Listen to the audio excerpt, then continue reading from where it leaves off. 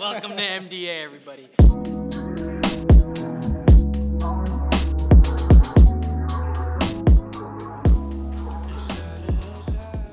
R&B singer from J City, New Jersey, feel me? Been doing music ever since I was like really 14 and just grinding this shit, feel me? So just here, I'm just honored to be here, man. That's it, man. First things first, your latest release, full album, Don't Chase. I mean, Don't Chase. So Don't Chase is kind of my story with love, you know.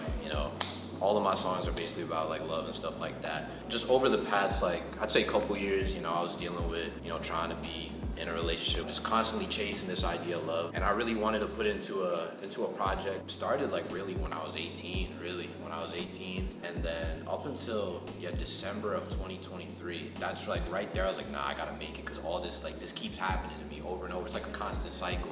Trying to find someone that never works out. So, I just watched 500 Days of Summer. Watch that movie, that's a banger. That really showed me right there that you really gotta like just be patient with it. Whenever I do find that person, you feel me? I'm gonna be happy as hell. You started making music when you were 15. Back in the day, you were in those Discord freestyles. Oh my God. Actually, I heard about the bathroom freestyles. Tell me about the bathroom freestyles. The bathroom freestyles. All right, so the bathroom freestyles, shout out my guys, the Beavers, man. That's like those are my brothers, man. I love them so much. Bathroom freestyles, we would skip class, or we'd do it during lunch, or we'd just go in the bathroom and just freestyle the whole time. Only someone got some speaker, and we play like, I one song, Oldie, by Off Future. We play that, and then like, it's just amazing, you feel me? We're getting to this point where, you're about to graduate college. What is it like to balance your time as putting it into an artist and also having to have a career? I know you used to work at Walgreens back in the day. That was like my first real job ever. Shout out Walgreens, shout out Greg and Lawrence, my guys. With school, I definitely put music over it. I'm a great student, by the way. I'm a great student. Something's my passion, like how music is, and I want to make that my career. I gotta put as much as I can into it. Like, if I gotta go get a job, I have no problem getting a job, feel me? I like making money, but I wanna make money really doing shit off music, feel me? So take it back to that 15-year-old version of yourself. Now you're 21, you've had success, you have one song that has hit with 300,000. But what advice would you give that young kid? I wouldn't say anything, but if I really had to say something, I would just like get the equipment quicker. Because if I learned how to mix at like 15, 16 years old, I'd probably be at fucking 200,000 monthly right now, bro. It would have just, increased the trajectory, and I just be quicker with it. Just don't be scared. I was real scared at 15 to show people I could sing. Like, shout out my boy Jason. Like, that was the first out of any of my friends I showed that I could really sing. Before you actually started releasing and making music, you had an assignment that was given to you. Oh my God. An assignment where you had to talk about the hobby, make a little song about it. And that was like your first kind of step into making music. Tell us that story, bro. Alright, shout out Miss Noel for me. Even before that, I was messing around with music a little bit, because the whole wave back then, I was like the Juice WRLD, Trippie Redd, whole SoundCloud era. And I was like, alright. Low key, I picked that because it was the easiest thing to do. You feel me? Like, you had to do some arts and crafts shit. I didn't want to do that shit. And I was like, let me have some fun with it. I remember like taking Pierre Bourne's tag off YouTube and I put it in Soundtrap. Shout out Soundtrap. And then after that, I just cooked up a song right there. It was dumb as like, I'm 15. I didn't do music really at that point, but it was fun. Like, and then right there, I was like, wow, like this is fun as fuck. Like, just making a song and then seeing people's reaction to it in class. Like, even though like I was like the funny kid in school, like people were like, it's like, it's bad, but like, it's kind of catchy. And was it like shortly after that you realized like I want to start making music? Not really, because like I wouldn't mess around, but I didn't really try too hard. But it was really when I got to sophomore year of high school, like the next year, and like me and my boys at first wanted to be like meme rappers, trying to get like famous real quick. But I was like, nah, like I don't even want to I don't want to be a meme rapper. And like from there, like my guys would be like, yo, get on Fortnite. I'd be like, nah, like I'm in the stew.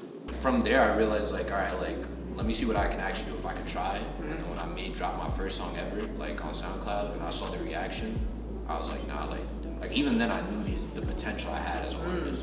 And even then, like I know that you wanted to start dropping and becoming an artist completely anonymous.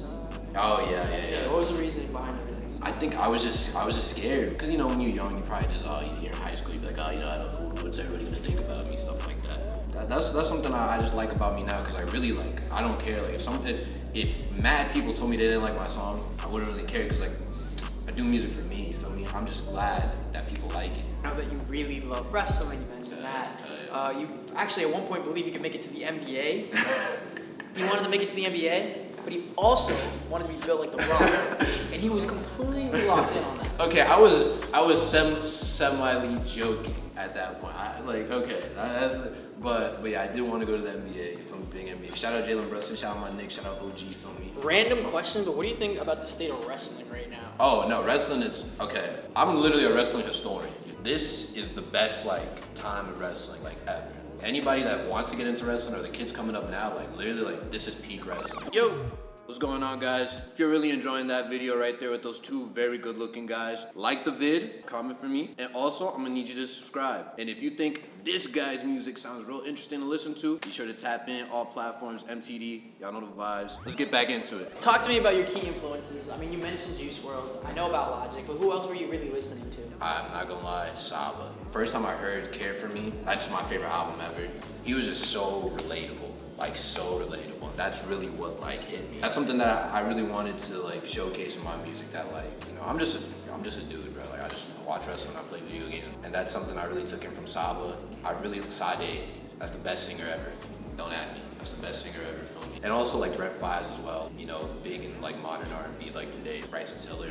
And where would you categorize yourself amongst those guys in terms of like the style of music you make? I think, honestly, I don't think there's really like anyone that sounds like me. I feel like, I mean, it's my music, but I think it's just so authentic, like it's my story. I just try so hard to just be so smooth with it, just something you can play like just anytime, like when you're sad or you're just trying to chill. You know, of course they're inspirations, but I feel like I've made my own sound. Like I don't sound like it. How would you describe that in like 3 words? 3 words, okay. Smooth, that's for sure, smooth. Sexy. I've been seeing the playlist y'all been adding me to on Spotify. Y'all some, you feel me? Y'all some freaks, you feel me? And just real, like honestly, like I just try to be my most authentic self, you feel me? What can we look forward to? Honestly, I think this is the best time to be tapped in MTD. The next project that I'm working on, her favorite artist. Telling everybody this now, it is going to clear anything I have in my discography. Of course, this is 21-year-old me, so we haven't even seen my full potential yet. But her favorite artist, that's really gonna be, that's where I see the next step. I told my boy this the other day, I was like, we're gonna take 14K monthly, we're gonna bump that up to 140K monthly. I've been just meeting new peoples, like just, you know, new friends. Shout out my boy Ezra, shout out my boy Dom, feel me, just working with new people. I'm excited, I'm just excited. I feel it, you feel me? I feel the next step coming, you feel me? Like remember the last time we did this? I was at like what, 200 monthly? And yeah, now, like 300, bro. And now 14K, you feel me? So. What have you learned since then? I think honestly, I just learned to, I guess, take more risks with my voice and with my singing and really try to just try stuff. You know, I feel like when I make music or when I be mixing, I feel like I be breaking the laws of like mixing. You feel me? Like, oh, you gotta put this bus here, you gotta bust it. Like, you know, feel me? Like, I don't be like, if it sounds good to me, it sounds good to me. So, and just trying different shit. Like, really just getting in my bag. Like, I don't sit down and write, but I like when I'm really in my studio, I really just try to just make the realest shit I can, but by saying it in the most simplest way possible. So yeah, just really taking more risks. Yeah. So here on MDA, I love this section. We always like to highlight other creatives that have been involved in, you know, creative pursuits. Who are some of the people that you worked with to make some music videos, visuals, whatever it may be? Yo, I gotta give a big shout out. Put the camera on him, bro. I gotta give a big shout out to my boy right here. Pictures. He's done so much for me, obviously with this platform and just your photography as well. Gotta give a big shout out to my brother, Anti6K, feel me, Lawrence, my boy. One of the greatest videographers I've ever seen. He truly mastermind with that camera.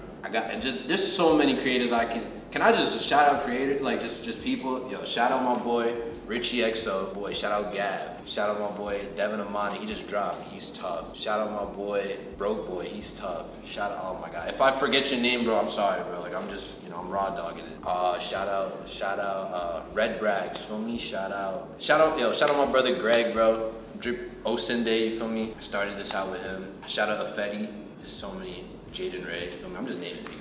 Yeah, wait, you actually have music videos that you haven't dropped. Whoa. Yo, that's Anti6K, you feel me?